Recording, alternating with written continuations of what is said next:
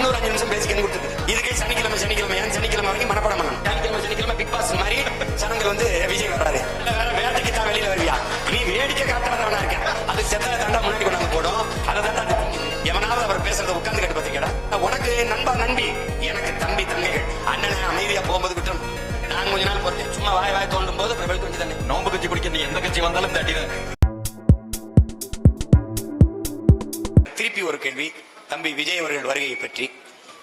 15 ஆண்டுகளாக அண்ணன் எடுத்து வைத்திருக்கிற கோட்பாடுகளை நீங்கள் பார்த்தீர்கள். மொழி குறித்தோ, இனம் குறித்தோ, இந்த இனத்தின் வரலாற்று குறித்தோ, இந்த இனம் தூக்கி சுமந்து வந்த துயரம் குறித்தோ ஒன்னும் இல்லை. இஸ்லாமிய சிறை கைதிகள் விடுதலையில் அவருக்கு ஏதாவது நிலைப்பாடு இருக்கா? இல்லை. இஸ்லாமிய மக்களின் உரிமை, சரியத்து, வக்பு வாரிய சட்டம், முத்தலாக்கு ஏதாவது நிலைப்பாடு இருக்கா? இல்லை. அண்ணன் முன்வைத்த கோட்பாட்டை தாண்டி ஒரு தத்துவத்தை வைத்து அவரையும் விட ஆக சிறந்த ஒரு கோட்பாட்டோடு நான் வருகிறேன் என்றால் கைதட்டி வரவேற்று முதல் தொண்டனாக இருக்க தயாராக தான் இந்த சீமான். நீங்க புரிஞ்சுக்கணும். நீ ஒண்ணுமே இல்லாம ஆண்டோர்களும் சான்றோர்களும் இருந்த அரசியல் செஞ்ச இந்த நிலத்தில் உலகத்திற்கு பொதுமறை தந்த மக்கள், அறத்தின் வழி நின்று வாழ்ந்த மறவர் கூட்டம், எப்பேற்பட்ட இனத்தின் மக்கள், எவ்வளவு பெரிய பேரறிஞர் இருந்த இடத்தில் இந்த இடத்தில் இவ்வளவு பெரிய கோட்பாட்டை வைத்து இந்திய திராவிட சூழ்ச்சிகளால் தாழ்த்தி வீழ்த்தப்பட்டு உரிமை இழந்து அடிமைப்பட்டு கிடக்கிற தமிழ் சமூகத்தில் இனச்சாவில் இருந்து கத்தல் கதலில் இருந்து பிறந்த மகன் கருணாநிதி ஜெயலலிதா என்ற மிகப்பெரிய ஆளுமைகளை ஊடறுத்து 1.5 ஆண்டுகளுக்கு மேலே சிறையில் இருந்து 220 வழக்குகளை போடப்பட்டு ஏறாத நீதிமன்ற படிக்கட்டில்லை, தொழில் செய்ய முடியாது, கடவுச்சீட்டில்லை, ஒரு நாட்டுக்கு பறந்து செல்ல முடியாது, எங்கேயும் போக முடியாது, எல்லாத்தையும் விட்டு என் மொழி, என் இனம், என் நாடு, என் மக்கள் அவர்களின் எதிரான பாதுகாப்பு நல்வாழ்வு என்று நின்று ₹1 வாக்குக்கு காசு கொடுக்காமல் ஒருத்தருடைய ஆதரவு, இந்த சாதி சீமானை ஆதரித்தது, இந்த மதம் இவனை ஆதரித்தது, இந்த முதலாளி இவனுக்கு நிதி கொடுத்தான் என்று அது பிச்சை எடுத்து திரள் நிதி என்று திரட்டி, அதை கூட திமுக கேள்வி பிச்சை எடுத்து கட்சி நடத்தி போராடி 4,50,000 வாக்கு 1.1 இருந்து 8.5 விழுக்காடு வாக்கை வாங்கி தனித்து நின்று அங்கீகாரம் பெற்ற ஒரே அரசியல் கட்சியா வந்து இவ்வளவு தூரம் ஏறி ஒரு கவனத்தை பெற்று இந்த திராவிட கட்சிகளை வீழ்த்தி மேல ஏறி தமிழ் தேசிய அரசியலை கட்டி நிறுவனம்ங்கிற போது திடீர்னு உள்ள வந்து திராவிடமும் தமிழ் தேசியம் ஒண்ணுதான், மறுபடியும் பெரியார், மறுபடியும் அண்ணா, மறுபடியும் எம்ஜிஆர் அப்படின்னா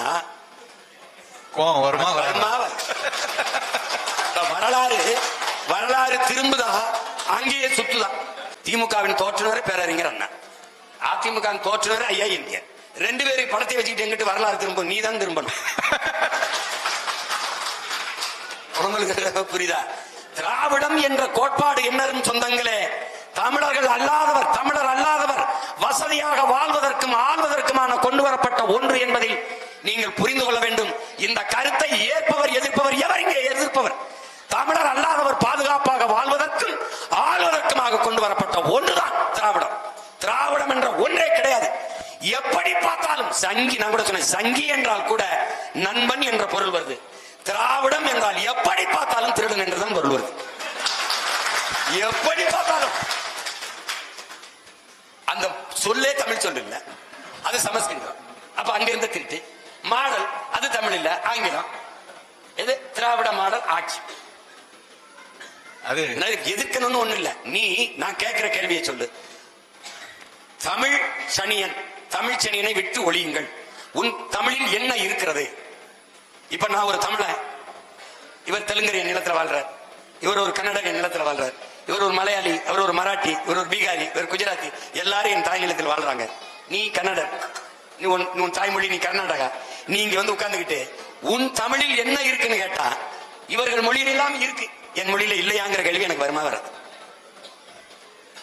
கேரள கவிஞன், மலையாள கவிஞன் ஆத்தூர் அபிமன்மா சொல்லுகிறான், உலகத்திலே ஆகச் சிறந்த இலக்கியங்களை தங்கள் தாய்மொழியிலே படிக்கிற வாய்ப்பை பெற்றவர்கள் கிரேக்கர்கள், சீனர்கள், அதையும் தாண்டி இந்தியாவில் தமிழர்கள் என்று சொன்னார். அவன் அடுத்த வரி சொல்ற, அந்த தமிழ் மொழி என் தாய்மொழியின் தாய்மொழி என்பதிலே எனக்கு பெருமை என்று பதிவு செய்கிறான். நீ என் மொழியை சனியன் ஒளிங்கிறான். அவன் யாமறிந்த மொழிகளிலே தமிழ் மொழிகள் இனிதானது எங்கும் என்றான். இவன் பாப்பா நீ எனக்கு தந்த எப்படி இருக்கு, என் தாயை இழிவுபடுத்தியவனை தந்தை என்று போற்ற சொல்ற. நீ தமிழ் காட்டுமிராண்டி பாசை பேசுற நீ யாரு? காட்டுமிராண்டி தானே. தமிழ் முட்டாள்களின் பாசை பேசுற நீ யாரு? முட்டாள் தானே. நீ முட்டாள் காட்டுமிராண்டியா ஏற்கிறியா? பிறகு இப்ப திருப்பி நீ கூட்டிட்டு வந்தீங்கன்னா இங்க வாடா அப்படின்னு தொலைத்தோம், வாடா நீ என்னது? அப்புறம் ஏதாவது எதையாவது தெரிஞ்சு வரணும்ல. காமராஜரை வச்சா யார் காமராஜர் 10 நிமிஷம் பேசு. வேலுநாச்சியாரை வச்ச யார் வேலுநாச்சியார் ஒரு 10 நிமிஷம் பேசு. நீ மொத்தமாவே பேச அனுமதி கேட்கறதே 10 நிமிஷம் தான் கேட்கிறேன். திருச்சியில இந்த போராடல அதுக்கு கேட்கறத 15 நிமிஷம் தான் கேட்டிருக்காப்ல. அரசு இன்னொரு 5 நிமிஷம் பேசிக்கன்னு கொடுத்துருக்குது. இதுக்கே சனிக்கிழமை சனிக்கிழமை வரைக்கும் மனப்பாடம் பண்ணணும். நடிச்சு பார்த்து வந்து பேசணும். அடுத்த சனிக்கிழமை வாரத்துல சனிக்கிழமை பிக் பாஸ் மாதிரி சனங்கள் வந்து விஜய் வர்றாரு. இதுல வேற வேட்டைக்கு தான் வெளியில வருவியா? நீ வேடிக்கை காட்ட வரவனா இருக்க. ஒரு அடிப்படை தெரியுதா உனக்கு? நீ படிச்சிருக்கீல, அடிப்படை தெரியுதா? செத்த மிருகத்தை செத்ததை திங்காத சிங்கம் இதுல இருந்தே உனக்கு தெரியல. அது எந்த காலத்திலயும் வேட்டைக்கு போகாதரா. பெண் சிங்கம் தாண்டா வேட்டையாடி கொண்டாடணும். அது செத்ததை தாண்டா முன்னாடி கொண்டாந்து போடும். அதை தாண்டா அது திங்குது. நீ வேடிக்கை பார்க்க வர சிங்கம், வேடிக்கை பார்க்க வர சிங்கமா இல்ல, வேடிக்கை காட்ட வர சிங்கமா இருக்க. கோட்பாட்டு அளவுலதான் எதிர்க்கிறேன். உறவுளவுல நீ அண்ணன் தம்பி இல்லையே நம்ம பேசுறோமா, சண்டை போடுறோமா? அப்ப எதிர்க்காம எப்படி? நீ பெரிய எதிரிகளோட மண்ணு கட்டி நான் முன்னேறி போகும்போது வெறும் திரைக்க வச்சு மூடலாம் போது ஏறி வந்த ஒரு எளிய மகன் எங்க அண்ணன் கமலஹாசனை குறுக்க விட்டாங்க. அதை அடிச்சு முன்னேறி போகும்போது இவர் வர்றாரு. வரும்போது முன்னாடி நிக்கிறவன் என்ன பேசணும்? நல்லா படிக்கணும், பெற்றோர்களுக்கு நல்ல பிள்ளைகளா இருக்கணும், இந்த மது இந்த தீ பழக்கங்கள் இல்லாம இருக்கணும், ஒரு வேலையை தேடிக்கிறங்க, நமக்கு ஒரு காலம் வருது, நம்ம நல்லபடியா ஆச்சு இப்படிலாம் பேசணும்ல. எவனாவது அவர் பேசுறத உட்கார்ந்து கேட்டு பார்த்திருக்கேடா? தேட்டர்ல முதல் காட்சி கத்தோம்ல அதேதான். அப்புறம் ஏன எதிர்க்கிறீங்க? உனக்கு நண்பா நண்பி, எனக்கு தம்பி தங்கைகள். அவன் எதிர்காலத்துக்கு தான் நான் போராடிக்கிட்டு இருக்கேன். அவனை வந்து இப்படி பிற்றக்கூடாதுன்னு நினைக்கிறேன். அதனாலதான் கத்துறேன். இருப்பா, உன் வேலை இல்லப்பா, இருப்பா. நான் இங்க சண்டை போட்டுக்கிட்டு இருக்கேன்ல, குறுக்க வரும்போது என்னடா இவன் வேற ஒரு இதுன்னா வருது. எதிர்க்க வேண்டிய தேவை எனக்கு என்ன வம்பா வருது? நான் கேட்கிற கேள்விக்கு பதில் சொல்லிப்போ. பாரதிய ஜனதா உன் கொள்கை எதிரி. முதல்ல உன் கொள்கையை சொல்லு, அது எதிரா இருக்கா இல்லையா நான் சொல்றேன். முதல்ல உன் கொள்கையை சொல்லுப்பா. என் கொள்கை எதிரி அது இல்லடா கொள்கை. எந்தெந்த கொள்கையில் உனக்கு எதிரி அதுதான் கொள்கை. திமுக அரசியல் எதிரி. எந்தெந்த அரசியலில் முரண்படுற? அப்போ அதிமுக அரசியல் உனக்கு எதிரியா இல்ல. அப்ப காங்கிரசின் கொள்கை உனக்கு எதிரியா இல்ல. அதானது. பாரதிய ஜனதாவுக்கும் காங்கிரசுக்கும் ஒரு கொள்கை மாற்று யாராவது இந்த கூட்டத்தில் சொல்லுங்க. யாராவது சொல்லுங்க பெருமக்களே. வெளியுறவுத்துறை கொள்கை, பாதுகாப்பு கொள்கை, மருத்துவ கொள்கை, கல்விக் கொள்கை, போக்குவரத்து கொள்கை எதிரியாது இருக்காத தம்பி?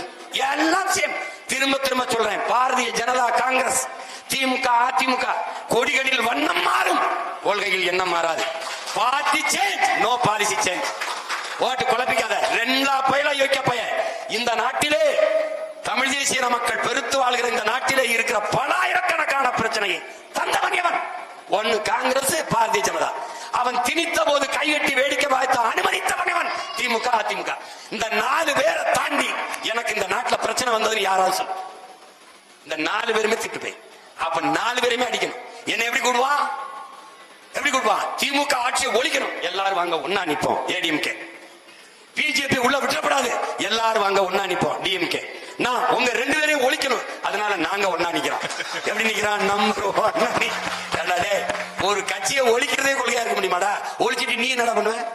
திமுகவுக்கு மாற்று இன்னொரு திமுக அப்படி இருக்க முடியும்? நெருப்பை வைத்து எப்படி அணைக்க முடியும்? அங்க ஒரு தண்ணி தேவைப்படும். ஊழல் லஞ்சத்துக்கு எதிராக சுமாரான ஊழல் லஞ்சம் இல்ல, அங்க உண்மையும் நேர்மையும் தான் மாற்றா இருக்க முடியும். அததான் நாம சொல்றோம். நீ அப்படி எதையுமே சொல்லாம வந்து இப்பதானே வந்திருக்காருன்னு இப்பதுக்கு வர அப்புறமா வா, நான் இவங்களை முடிச்சுக்கிறேன். தம்பி, முதலமைச்சர் ஆவதல்ல லட்சியம். முதலமைச்சராகி நான் என்ன செய்ய போகிறேன் என்பதுதான் இலக்கு, லட்சியம்.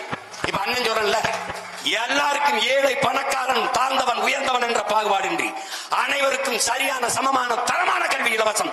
உலகத்தரத்திற்கு உலகத்தரம்னா என்ன?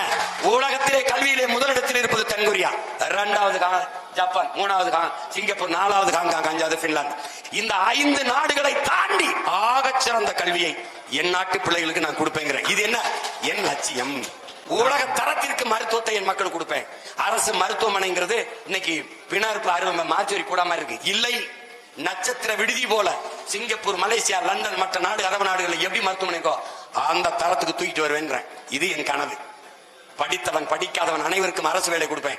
இனி படிக்காதவர்களே இல்லை என்ற நிலையை என் தாய்நாட்டில் உருவாக்குவேங்கிறதா இது ஒரு கனவு, இது ஒரு இலக்கு, இது ஒரு லட்சியம்.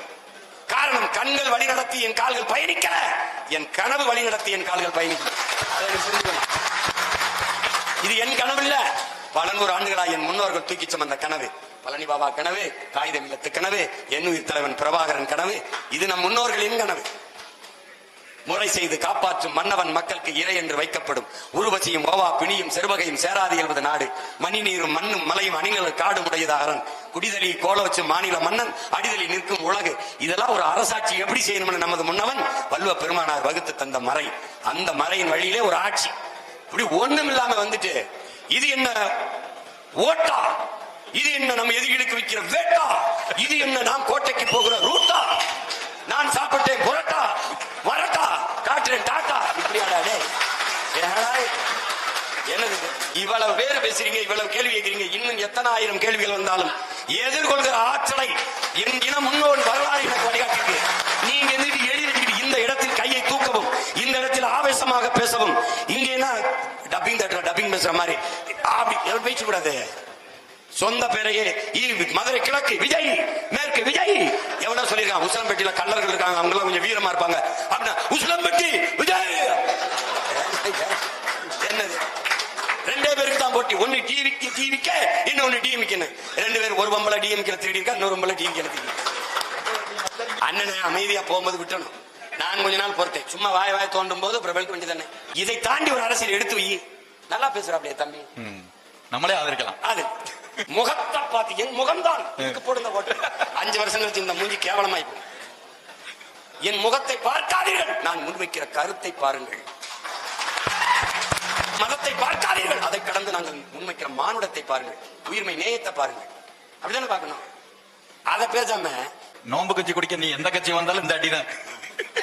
எங்க அண்ணன் இறந்துட்டார். நம்ம அண்ணன் பார்க்கட்டேன். ஒரு நாள் முஸ்லீம் ஏன்னா இந்த போராட்டத்துக்கு வரல, நீ வேற மனத்தை கிடைக்கும் சும்மா ஒரு நாள் முஸ்லீம், ஒரு நாள் மட்டும் வருவாங்க. சொல்றேன், என் மக்களின் உணவுக்கானவன் இல்ல, அவர்கள் உணர்வுக்கானவன், உரிமைக்கானவன், அவர்களுக்கு உயிரானவன். அதனால நான் போய் இந்த ஒரு நாள் இட்டார் போய் பங்கேற்று சார் சாப்பிடுறதுக்கான ஆள் இல்லை. நான்